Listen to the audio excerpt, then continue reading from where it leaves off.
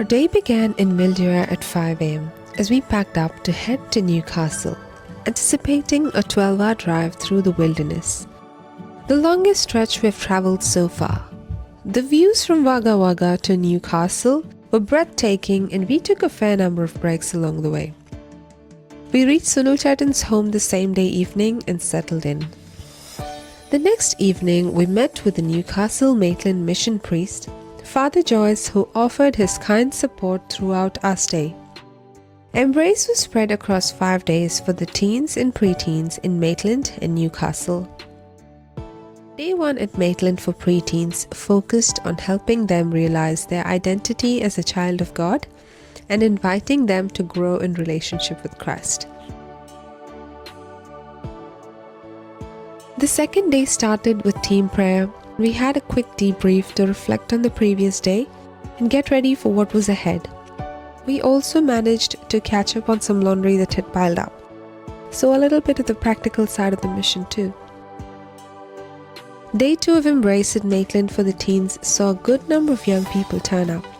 We began with English Qurbana celebrated by Joyis, followed by sessions, testimonies, icebreakers, action songs, reflections, and ended the day with adoration. Joyis, Jubichan, Vinu, and youth coordinator Deon Joji joined us for dinner, and we had a great time together. The next morning, we met with our Adelaide youth to discuss Seek, a residential retreat for young people planned for the coming week. Akash, Catherine, and our fellow missionary Evelyn joined us online. The following 2 days were spent at the Newcastle Mission in Our Lady of Victory's Church, a big and vibrant community.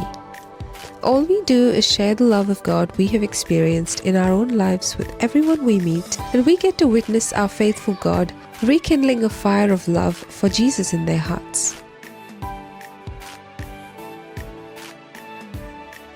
The final day in Newcastle and Maitland was intense, as we engaged deeply with themes of family and community, shedding light on the ways God calls us to live and respond in these areas.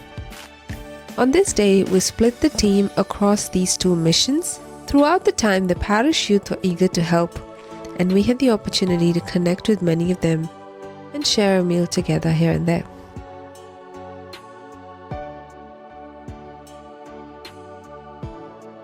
A quick catch-up with Evelyn from Santhome. Here's a little glimpse of what was happening there while we were away. With back-to-back programs throughout the month, there was always something to be done. Say hi to Wagga Wagga. The Rhema Bible study was also ongoing at the same time, with many participants from across Australia. We had one more day in Newcastle before heading to our next stop. During that time, we visited St. Joseph Church in Maitland, one of the oldest churches in Australia, and met the parish priest, Father George, who prayed for us and sent us off with his blessings.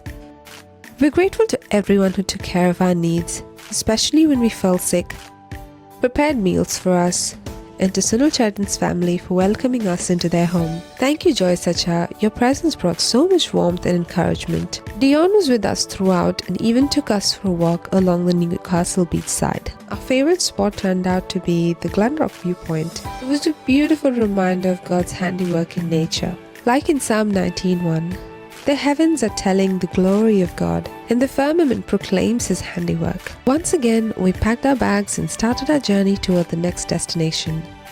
Stay tuned for more updates from Wagga Wagga.